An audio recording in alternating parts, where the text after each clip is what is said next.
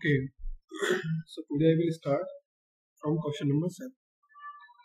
The question number 7 is define the term web pages. Web pages क्या होते हैं? तो सिंपल लैंग्वेज में वेब पेजेस एक ऐसे पेजेस होते हैं जिनकी हेल्प से आप एक वेबसाइट डिजाइन कर सकते हैं। तो ये जो वेब पेजेस होते हैं इनको डिजाइन कैसे किया जाता है, किस लैंग्वेज में डिजाइन करा जाता है? वेब पेजेस को डिजाइन करने के लिए आप कोई सा भी एक एडिटर ले सकते हैं, लाइक नोटपैड में आप बना सकते हैं। और इन पेजेस को डिजाइन करने के लिए जिस लैंग्वेज का हम यूज करते हैं वो होती है HTML, hyper text markup language. तो HTML लैंग्वेज का यूज करके और नोटपैड में हम HTML लैंग्वेज का यूज करके एक वेब पेज डिजाइन कर सकते हैं। अब ये जो HTML लैंग्वेज है इसकी फुल फॉर्म होती है hyper text markup language. Markup language का मीन होता है टैग वाली लैंग्वेज, जिसमें टैग्स का यूज करा जाता है। तो जो भी आपको वर्क करना है वो आप टैग्स के अंदर लिखेंगे और आपका जो वेब पेज है वो डिजाइन हो जाएगा। तो जब वेब पेज आपके डिजाइन हो जाएंगे, अब चाहे वो आप एक पेजेस डिजाइन करते हैं या ज्यादा पेजेस डिजाइन करते हैं, और बाद में जब आप इन वेब पेजेस को अपलोड कर देते हैं इंटरनेट पर, तो उस तरीके से आपका एक वेबसाइट क्रिएट हो जाती है। डेफिनेशन से देख लेते हैं। A web page is a document. Web page एक ऐसा पेज होता है, एक ऐसा डॉक्यूमेंट होता है कॉमनली रिटन इन HTML, जिसे आमतौर पर HTML लैंग्वेज में लिखा जाता है, हाइपरटेक्स्ट मार्कअप लैंग्वेज में लिखा जाता है, that is hosted on the internet, और जिसे बाद में इंटरनेट पर होस्ट कर दिया जाता है। Now the next question, define the term website. अब वेबसाइट क्या होती है? देखिए, जैसे आपके पास एक नोटबुक है, तो नोटबुक में क्या होते हैं, बहुत सारे पेजेस होते हैं, ठीक है। या फिर हम ऐसे भी कह सकते हैं कि पेजेस के कलेक्शन को नोटबुक कहते हैं। तो ठीक इसी तरीके से जब वेब पेजेस के कलेक्शन बन जाते हैं तो उनसे ही बनती है वेबसाइट। तो website is a collection of web pages. आप यहां पर देख सकते हैं स्क्रीन पर, यहां पर हमने 11 पेजेस लिए हुए, ठीक है। तो ये 11 क्या है? ये 11 वेब पेजेस हैं जिनकी हेल्प से हमने एक वेबसाइट क्रिएट की है। और जो भी फ्रंट पेज होता है वेबसाइट का उसे हम होम पेज कहते हैं या फिर फ्रंट पेज कहते हैं, या फिर इसे फर्स्ट पेज भी कह देते हैं। डेफिनेशन से देखते हैं। A website is a collection of web pages. Website क्या है? वेब पेजेस का एक कलेक्शन है कंटेनिंग रिलेटेड इंफॉर्मेशन, जिसमें एक ही तरह की इंफॉर्मेशन होती है। एक ही तरह की इंफॉर्मेशन मीन्स, सपोज करिए ये जो वेबसाइट हमने बनाई है 11 वेब पेजेस की हेल्प से, ये किसी स्कूल से रिलेटेड है, ओके। तो अब ये जो 11 वेब पेजेस हैं इनमें स्कूल से रिलेटेड ही तो डेटा होगा। ऐसा तो है नहीं कि हम इसमें होटल से रिलेटेड इंफॉर्मेशन ऐड कर देंगे, नहीं कर सकते। तो इसीलिए जिस टॉपिक की वो वेबसाइट है उससे रिलेटेड ही डेटा इसमें फिल किया जाएगा। उसी डेटा को कहते हैं related information. And located under a single domain name. Domain name का मीनिंग होता है जिस नाम से वो वेबसाइट बनाई जाती है। जैसे आपका स्कूल की वेबसाइट है NRPS, तो ये NRPS क्या है? ये उसका डोमेन नेम है। google.com, google.com में गूगल क्या है? उसका डोमेन नेम है। तो उस वेबसाइट की जो पहचान है, जो उसका नाम है, उसे हम डोमेन नेम कहते हैं। सिंपल है कि वेबसाइट क्या है? Website is a collection of web pages.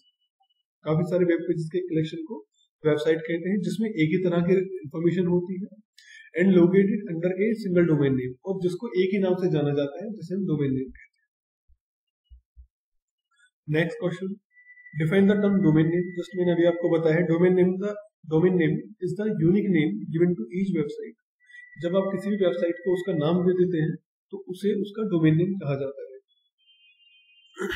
Next question, define the term URL। अब URL क्या होता है? पहले आप इस इमेज को देखिए। इस इमेज में ये जो आप किसी वेब ब्राउजर के अंदर किसी भी साइट को सर्च करते हैं तो कुछ ऐसा ही फॉर्म आपके सामने बनता है, http://www.google.com। तो अब देखिए इस गूगल, ये जो गूगल लिखा हुआ है ये क्या है? ये तो डोमेन नेम है, ठीक। ये जो .com है आपका, इसे टॉप लेवल डोमेन कहते हैं। www आपका सब डोमेन है, और HTTP क्या है? ये आपके प्रोटोकॉल्स। और इन सभी के कॉम्बिनेशन को हम क्या कहते हैं? URL कहते हैं। अब डेफिनेशन से देखते हैं। द यूनिफॉर्म रिसोर्स लोकेटर, ये इसकी फुल फॉर्म होती है, uniform resource locator is an address of the documents और resources on the world wide web. तो वर्ल्ड वाइड वेब पर किसी भी डॉक्यूमेंट का जो एड्रेस होता है उसी को यूआरएल कहते हैं। Clear? Next question, define the term web portal. देखिए, जो वेब पोर्टल होता है इट्स ए कस्टमाइज वेबसाइट, ये एक ऐसी कस्टमाइज वेबसाइट होती है that collects information from different sources, जो कि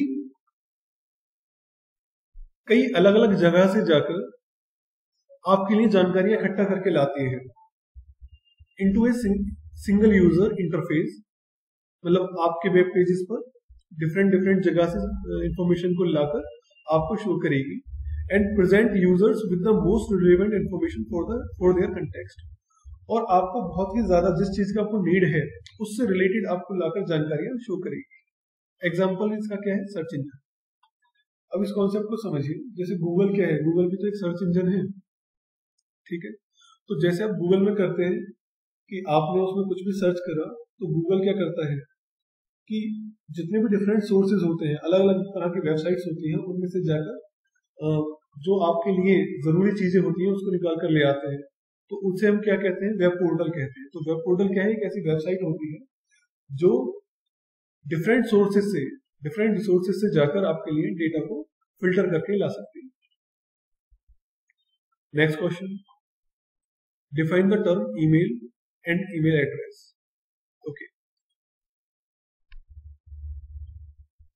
ईमेल एक ऐसा इलेक्ट्रॉनिक मैसेजिंग सिस्टम है जिसकी हेल्प से आप रियल टाइम मीन्स जिस टाइम पर आप वर्क कर रहे हैं उस टाइम पर एक कंप्यूटर से दूसरे कंप्यूटर में इमेजेस, वीडियोस और डिफरेंट तरह की फाइल्स को सेंड कर सकते हैं या फिर रिसीव कर सकते हैं।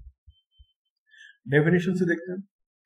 Email is an electronic messaging system, एक ऐसा इलेक्ट्रॉनिक मैसेजिंग सिस्टम है that allows one two send and receive letters and attachments, जो कि आपको परमिशन देता है कुछ भी सेंड करने की या फिर रिसीव करने की, जस्ट लाइक लेटर्स या फिर अटैचमेंट्स जैसे कि images, videos and other files in real time from one computer to another.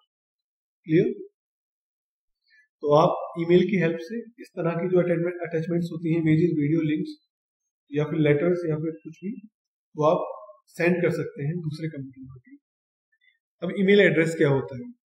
It's a unique electronic address where emails are received. तो ये जैसे आपके घर का एड्रेस होता है वैसे ही आपके ईमेल का भी एक एड्रेस होता है। अगर ईमेल एड्रेस नहीं होगा तो कोई भी ईमेल उसकी जगह पर, लोकेशन पर नहीं पहुंच पाएगा। तो अगर आपके पास ईमेल है तभी आप ईमेल्स को, दूसरी जगह से आए हुए मेल्स को रिसीव कर सकते हैं। अब सपोज करिए यहाँ पर एक एग्जांपल दिया गया है info@kips.in। ओके, तो इसमें जो ये इन्फो है इसे हम क्या कहते हैं? ये यूजर नेम है, @ एक सिंबल है, किप्स, यहाँ पर किप्स क्या है? किप्स एक डोमेन नेम है, .in जिसमें इन क्या है? डोमेन एक्सटेंशन है, जो मैंने आपको अभी बताया था, टॉप लेवल डोमेन भी इसको कहते हैं। ओके, तो सपोज करिए यहाँ पर अगर हम info@gmail.com करते तो info यूजर नेम, @ ये जो जीमेल क्या होता? डोमेन नेम हो जाता, और .com क्या था? डोमेन एक्सटेंशन हो जाता। Next question, define the term news group. तो ये जो न्यूज ग्रुप है ये एक ऐसा ग्रुप होता है जहां पर आप किसी भी टॉपिक से रिलेटेड चैटिंग कर सकते हैं, डिस्कशन कर सकते हैं, डिबेट कर सकते हैं। ओके, तो news group is a internet site, ये एक ऐसी वेब पेजेस होते हैं, ये एक ऐसी वेबसाइट होती हैं, न्यूज ग्रुप जो होते हैं ऐसी वेबसाइट्स होती हैं where people can put the information and opinions, जहां पर वो लोग अपनी जानकारी भी रख सकते हैं, अपने विचार भी रख सकते हैं अबाउट ए पर्टिकुलर सब्जेक्ट, किसी भी एक टॉपिक के बारे में। So they can read by everyone who looks at the site, जिससे कि जो भी इसको देखेगा वो इन विचारों को पढ़ सकता है, तो उसको हम क्या कहते हैं, न्यूज ग्रुप कहते हैं। तो ये एक ऐसा ऑप्शन होता है जहां पर आप लोग डिबेट कर सकते हैं, दूसरे के व्यूज को देख सकते हैं, अपने व्यूज रख सकते हैं, एक से ज्यादा टॉपिक्स पर आप इसमें बातें कर सकते हैं। Next point, blog. Define the term blog, blogger, blogging. Blog क्या होता है? ब्लॉग एक ऐसी वेबसाइट होती है जो कि किसी एक पर्सन की थिंकिंग पर काम करती है। अब अगर उस पर्सन की थिंकिंग पॉलिटिकल है तो वो अपनी वेबसाइट पर कुछ ऐसा लिखेगा जो पॉलिटिकल से रिलेटेड होगा। अगर उस पर्सन की जो थिंकिंग है वो सोशल है तो वो उस वेबसाइट में सोशल चीजों से रिलेटेड लिखेगा। अगर उस पर्सन की जो थॉट है वो एजुकेशनल से रिलेटेड है, एजुकेशन से रिलेटेड है, तो वो उसमें एजुकेशन से रिलेटेड लिख सकता है।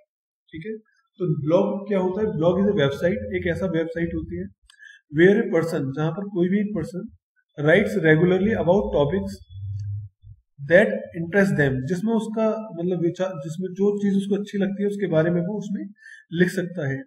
Usually with photographs and links to the other websites, जिसमें वो फोटोग्राफ भी ऐड कर सकता है और हाइपर लिंक्स भी ऐड कर सकता है। दे फाइंड इंटरेस्टिंग, जिस पर भी वो जो भी चीजें उसको अच्छी लगती हैं, जो भी फोटोग्राफ्स अच्छे लगते हैं या फिर जो भी हाइपर लिंक वो वहां पर ऐड करना चाहता है अपनी नीड के अकॉर्डिंग वो कर सकता है। For example political blog. अब देखिए जो ब्लॉग्स होते हैं वो कितनी तरह के होते हैं। पॉलिटिकल ब्लॉग भी बनाए जा सकते हैं, सोशल ब्लॉग भी बनाए जा सकते हैं, एजुकेशनल ब्लॉग भी बनाए जा सकते हैं। Blog consist of A signed and dated log of individual posting. इस लाइन का मीनिंग क्या है कि सपोज आपने अपनी वेबसाइट बनाई जो कि ब्लॉग से रिलेटेड है, वहां पर आप अपनी कोई भी थीम, अपने विचारों के अकॉर्डिंग आप कुछ भी वहां पर ऐड करते हैं, तो जो भी आप कुछ भी वहां पर ऐड करेंगे तो नीचे आपका साइन और डेट, जिस भी डेट में आपने वो ब्लॉग लिखा है वहां पर आ जाएगा और जो आपका साइन है वो भी नीचे शो करेगा। तो ये एक फैसिलिटी आती है इसमें ब्लॉगिंग में कि जब भी आप कुछ लिखेंगे, जिस डेट में लिखेंगे, जिस टाइम पर लिखेंगे, वो चीजें वहां पर ऐड ऑटोमेटिकली हो जाती है। ठीक है, अब ब्लॉगर क्या है? तो कॉमन सी बात है, जिसकी वेबसाइट है वो ब्लॉगर है, उसे हम ब्लॉगर कहते हैं।